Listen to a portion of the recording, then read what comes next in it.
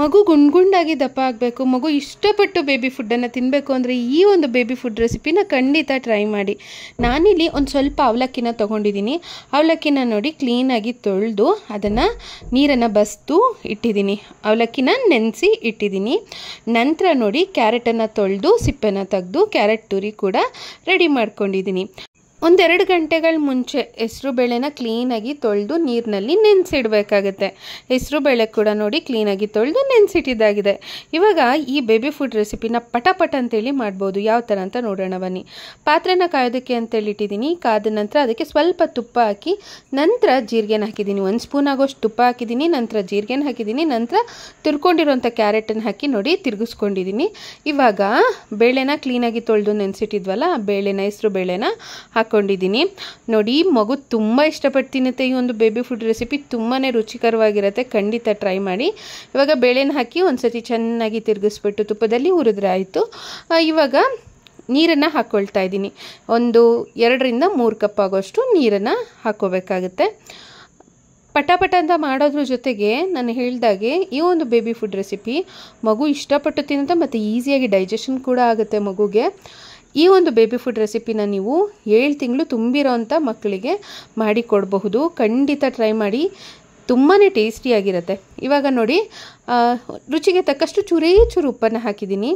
ಉಪ್ಪನ್ನು ಹಾಕಿ ಚೆನ್ನಾಗಿ ಮಿಶ್ರಣ ಮಾಡಿದ್ದೀನಿ.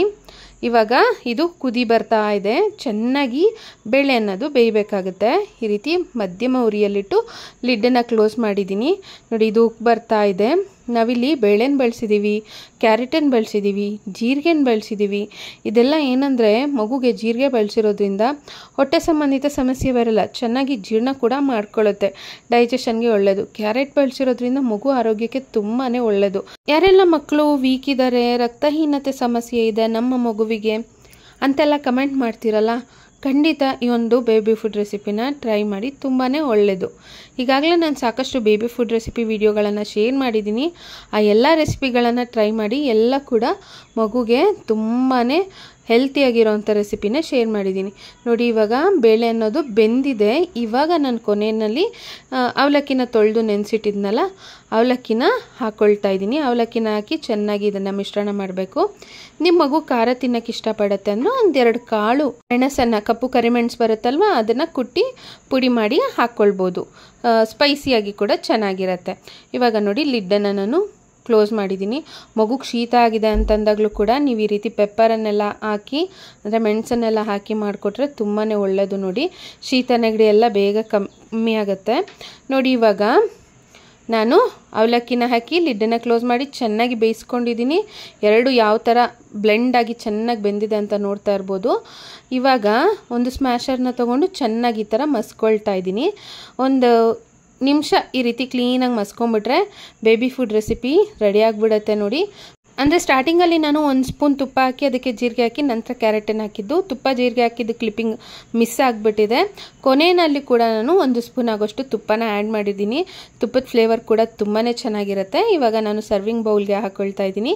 ಇದನ್ನು ಮಗುಗೆ ಮಾಡಿ ತಿನ್ನಿಸಿ ನೋಡಿ, ನೀವೇ ಕಮೆಂಟ್ ಮಾಡ್ತೀರಾ ನಮ್ಮ ಮಗು ತುಂಬಾ ಇಷ್ಟಪಟ್ಟು ತಿಂತಾ ಇದೆ ಈ ಒಂದು ಬೇಬಿ ಫುಡ್ ರೆಸಿಪಿ ಅಂತೇಳಿ.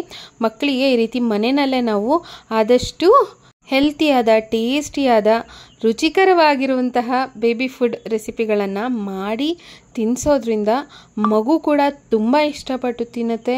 ಅದ್ರ ಜೊತೆಗೆ ಮಗುವಿನ ಆರೋಗ್ಯಕ್ಕೂ ಕೂಡ ತುಂಬ ಒಳ್ಳೆಯದು ಮತ್ತು ಆರೋಗ್ಯಕರವಾಗಿ ತೂಕ ಹೆಚ್ಚಾಗೋದಕ್ಕೂ ಕೂಡ ಈ ಎಲ್ಲ ಬೇಬಿ ಫುಡ್ ರೆಸಿಪಿ ತುಂಬಾ ಉಪಯೋಗ ಆಗುತ್ತೆ. ನಾನು ಈಗಾಗಲೇ ಸಾಕಷ್ಟು ವೆಯ್ಟ್ ಗೇನಿಂಗ್ ಬೇಬಿ ಫುಡ್ ರೆಸಿಪೀಸ್ನ ಶೇರ್ ಮಾಡಿದ್ದೀನಿ.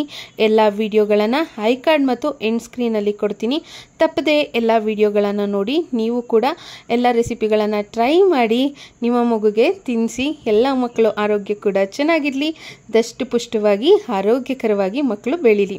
ಹಾಗಿದ್ರೆ ಇವತ್ತಿನ ಈ ಒಂದು ಬೇಬಿ ಫುಡ್ ರೆಸಿಪಿ ವಿಡಿಯೋ ನಿಮಗೆ ಇಷ್ಟ ಆಗಿದ್ರೆ ಲೈಕ್ ಕೊಟ್ಟು ಹೆಚ್ಚಿನ ಜನರಿಗೆ ಶೇರ್ ಮಾಡಿ.